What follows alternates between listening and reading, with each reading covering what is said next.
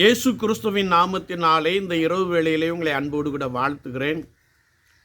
நாம் வேதத்தின் வெளிச்சம் என்ற வார்த்தையின் அடிப்படையிலே பரிசுத்த ஆவியானவர் யார் என்று முதலாவதாக நாம் தியானித்தோம். இரண்டாவதாக இந்த பரிசுத்த ஆவியானவர் நமக்கு ஏன் தேவை என்பதை குறித்து நாம் தியானித்தோம். இன்றைக்கு மூன்றாவதாக இந்த பரிசுத்த ஆவியானவரை நான் பெற்றிருக்கிறேனா என்ற ஒரு கேள்வி நமக்குள்ளே எழும்புவதை நாம் அறிந்து கொள்ள முடியும்.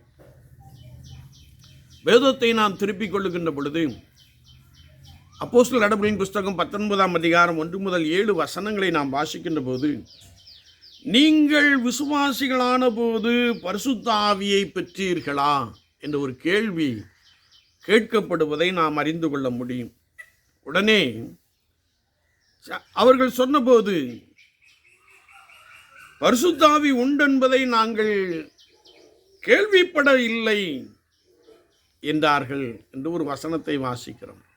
நான் ஒரு சேகரத்திற்கு சென்றிருந்த பொழுது இந்த குறிப்பிட்ட டாப்பிக்கிலே பல ஆண்டுகள் கர்த்தருடைய ஜனங்களோடு கூட பேசிக் கொண்டிருந்த பொழுது இந்த கேள்வி கேட்கப்பட்டது, நீங்கள் பரிசுத்த ஆவியை பெற்றிருக்கிறீர்களா என்று கேட்ட மாத்திரத்திலே அப்படின்னு ஒன்று இருக்குன்னு எங்களுக்கு தெரியவே தெரியாது என்ற நிலைப்பாட்டை அங்கே வெளிப்படுத்தினார். அதே போல தான் இங்கே பரிசுத்த ஆவி உண்டு என்பதை நாங்கள் கேள்விப்படவில்லையே என்று சொன்ன மாத்திரத்திலே, அப்படி என்றால் நீங்கள் என்ன ஞான ஸ்நானம் பெற்றீர்கள் என்ற ஒரு கேள்வி எழுப்பப்படுகிறது. அதற்கு அவர்கள் மனம் திரும்புதலுக்கு ஏற்ற ஞான ஸ்நானம் அதை யோவான் கொடுத்தான் என்பதை நாம் இந்த பகுதியிலே ஆழமாய் வாசிக்க முடியும்.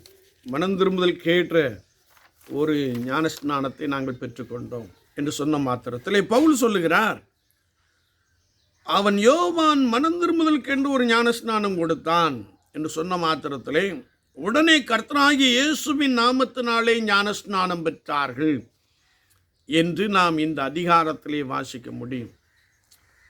ஒருவேளை இந்த வாட்டர் பேப்டிசம்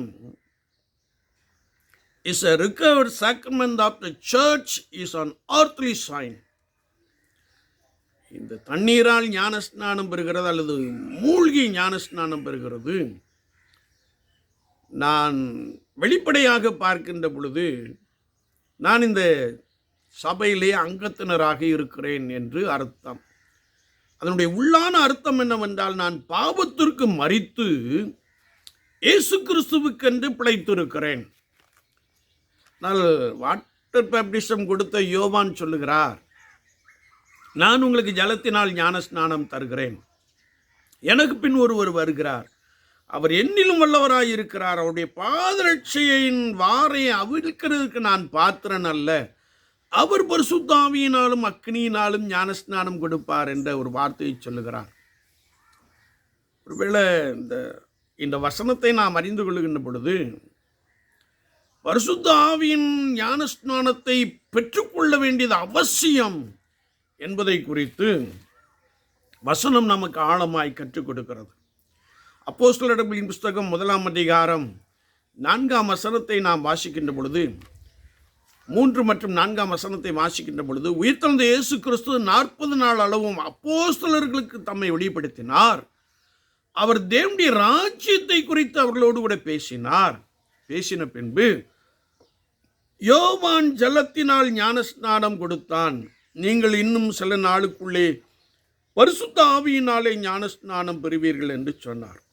உயிர்த்தெழுந்த இயேசு கிறிஸ்துவும் பரிசுத்த ஆவியானவருடைய அபிஷேகத்தை குறித்து பேசுகின்ற ஒரு வார்த்தையை நாம் தெளிவாய் வாசிக்க முடியும். அப்படி என்றால் the spirit baptism is a must என்பதை நாம் வேதத்தின் அடிப்படையிலே தெளிவாய் அறிந்து கொள்கிறோம்.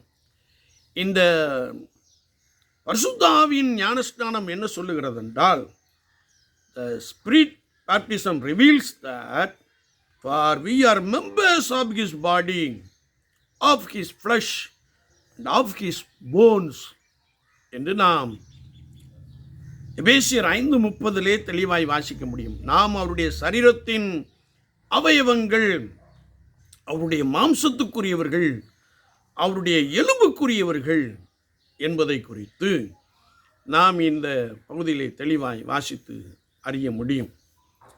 எனவே இங்கே கர்த்தருடைய வார்த்தையை நாம் வாசிக்கின்ற பொழுது அவர்கள் இன்னொரு ஞானஸ்நானத்தை பெற்றுக்கொண்டார்கள். மனம் திரும்பலுக்கு ஏற்ற ஞானஸ்நானம் யோவான் கொடுத்தார், பவுல் கொடுக்கிறார்.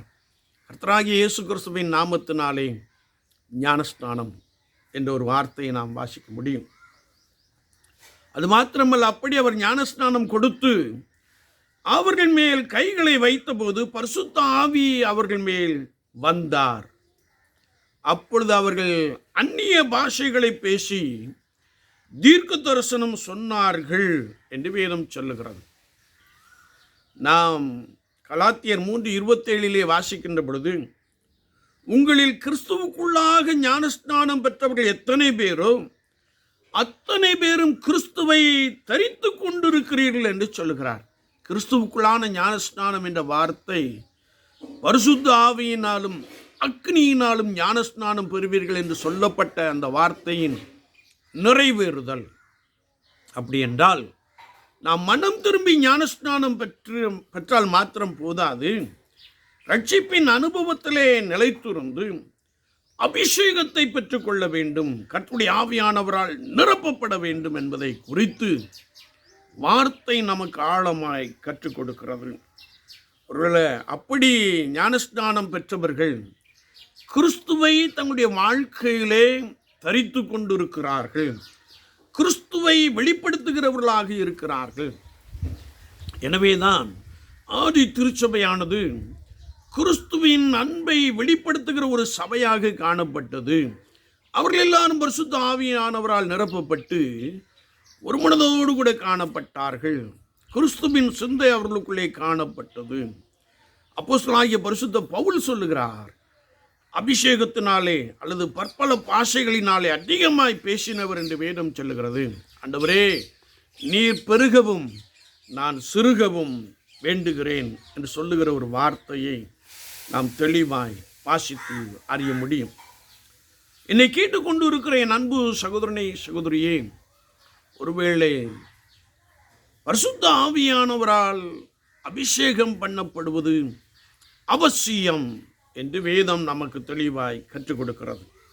பரிசுத்த யோவான் 15:26 நாம் வாசிக்கின்ற போது, பிதாவினிடத்திலிருந்து நான் உங்களுக்கு அனுப்ப போகிறவரும் பிதாவினிடத்திலிருந்து புறப்படுகிறவருமாகிய சத்திய ஆவியான தேற்றவாளன் வரும்போது அவர் என்னை குறித்து சாட்சி கொடுப்பார் என்ற ஒரு வசனத்தை நாம் வாசிக்கிறோம். நான் போவேன், நான் போவது நல்லது, நான் போய் உங்களுக்கு ஒரு தேற்றவாளனை அனுப்புவேன் என்ற வார்த்தையின்படியே சத்திய ஆவியாகிய தேற்றவாளனை நாம் பெற்றுக்கொள்ளுகின்ற பொழுது, பரிசுத்த ஆவியானவரால் நிரப்பப்படுகின்ற பொழுது, சாட்சி உள்ள வாழ்க்கை, இயேசு கிறிஸ்துவை குறித்ததான சாட்சியை காத்துக்கொள்ளுகிற ஒரு நபராக நாம் காணப்படுகிறோம்.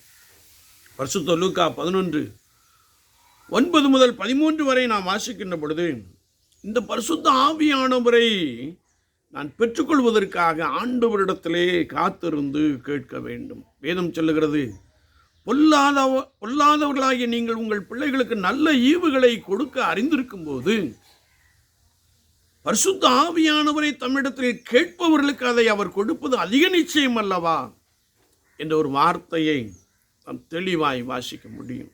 என்னை கேட்டுக்கொண்டு இருக்கிற என் அன்பு சகோதரனே சகோதரியே, இந்த பரிசுத்த ஆவியானவரை நான் பெற்றிருந்தால் கிறிஸ்து இயேசுவுக்கு ஏற்ற ஒரு அனுபவம், கிறிஸ்து இயேசுவின் சிந்தை, ஆதி திருச்சபையிலே காணப்பட்ட அந்த சிநேகம், ஃபெல்லோஷிப், ஒரே மனம் உடையவர்களாக நாம் காணப்படுவோம். நம்ம அநேக இந்த பரிசுத்தாவின் அபிஷேகத்தை குறித்து அறிந்து கொள்ளவில்லை. மாறாக நாம் பக்தி உள்ளவர்களாக ஜீவித்து கொண்டு இருக்கிறோம்.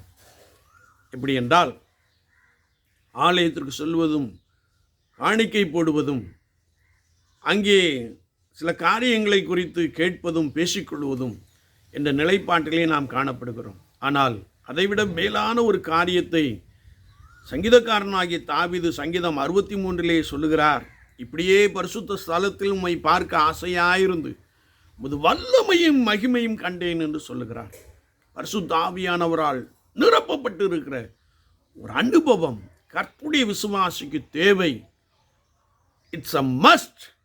இது கட்டாயம் பெற்றுக்கொள்ள வேண்டிய ஒரு காரியம் என்பதை குறித்து வசனம் நமக்கு தெளிவாய் கற்றுக் கொடுக்கிறது. பல ஆண்டுகளாக நீங்கள் ஆலயத்திற்கு சென்று கொண்டிருக்கிற ஒரு நபராய் காணப்படலாம். இயேசு கிறிஸ்துவுக்காக நீங்கள் பலமாய் ஓடிக்கொண்டிருக்கிற ஒரு நபராய் காணப்படலாம். ஆனால் இந்த பரிசுத்த ஆவியானவரை நான் அல்லது நாம் பெற்றிருக்கிறோமா? அப்படி பெற்றிருந்தால் ஒருவேளை ஆவியின் கனிக்கேற்ற ஒரு கிரியையை நடப்பிக்கிற ஒரு நபராக நாம் காணப்படுகிறோமா? சற்று நம்மை நாமே ஆராய்ந்து பார்ப்போம். ஒருவேளை நம்மில் அநேகர் பெறவில்லை. எனவே தான் மாம்சிகத்தின்படி நாம் தீவிரமாய் செயல்படுகின்ற ஒரு அனுபவத்தை பார்க்க முடிகிறது திருச்சபைகளிலே. ஆனால் நான் இந்த பரிசுத்த ஆவியானவரை பெற்றுக்கொள்கின்ற பொழுது அவருக்கேற்ற நடக்கை, அவரை பிரியப்படுத்துகிற அனுபவம், அவரோடு கூட இருக்கிற அனுபவம், காத்திருக்கிற அனுபவம், செபத்திலே உறுதியாய் தரித்திருக்கிற அனுபவம், எல்லாவற்றையும் கர்த்தர் நிறைவாய் கொடுக்கிறார். வாழுகின்ற இடத்திலே, பணி செய்கின்ற இடத்திலே நாம் கர்த்தருக்கு பலத்த சாட்சிகளாய் எழும்பி பிரகாசிக்கிற ஒரு அனுபவத்தை நாம் பெற்றுக்கொள்வோம். தானியேலுக்குள் விசேஷித்த ஆவி இருந்தது. வேதத்தை நாம் வாசிக்கின்ற பொழுது தானியேல் உண்மையுள்ளவனாய் தினமும் ஜெபம் பண்ணுகிறவனாக காணப்பட்டான். ராஜா தானியேலின் தெய்வமே அற்புதங்களையும் அடையாளங்களையும் செய்கிறவர் என்று அறிக்கையிட்டான். சாட்சி உள்ள ஒரு அனுபவம் அங்கே காணப்பட்டதை குறித்து நாம் தெளிவாய் அறிந்து கொள்கிறோம். என்னை கேட்டுக்கொண்டிருக்கிற என் அன்பு சகோதரனே, சகோதரியே, இந்த பரிசுத்த ஆவியானவரை, தேற்றவாளனாகிய பரிசுத்த ஆவியானவரை, நான் போவேன், நான் போய் உங்களுக்கு ஒரு தேற்றவாளனை அனுப்புவேன் என்ற பரிசுத்த ஆவியானவரை நாம் பெற்றிருக்கிறோமா? சற்று நம்ம யோசித்து பார்ப்போம்.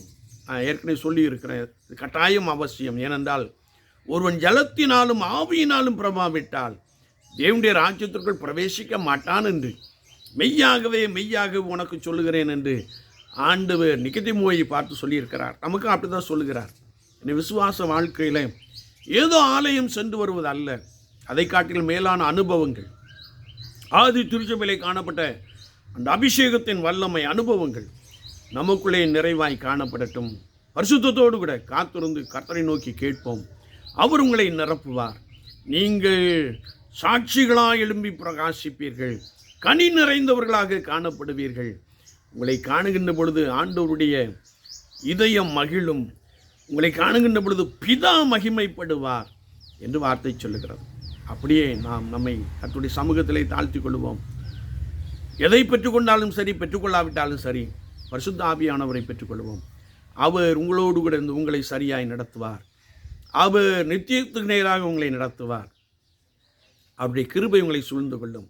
நீங்கள் மகிழ்ச்சியாய் நடத்தி கொண்டு போகப்படுவீர்கள் என்று ஆவியானவர் சொல்லுகிறார். ஆண்டவர் தாமே இந்த வார்த்தைகளை கொண்டு உங்களை பலமாய் நடத்துவாராக. ஆமீன், ஆமீன்.